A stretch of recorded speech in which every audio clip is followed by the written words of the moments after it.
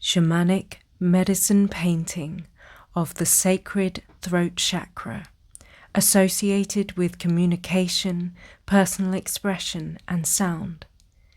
This artwork depicts a tall, elegant woman, head held high, in a dreamlike landscape where turquoise blue circular rays ripple out from her throat area, where this chakra is located.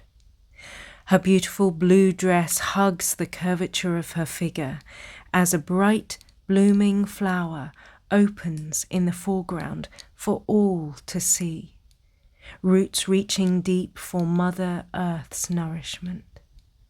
The sacred woman gently opens her tools of the divine, sprinkling seeds of light onto the ground.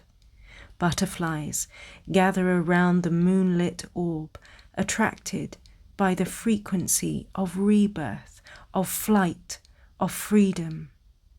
She who has many facets of self-expression, dreaming her new layers of becoming into being as the old ones fall away, making space for transformation. She is the one with power of choice, dreaming her sacred dream into being.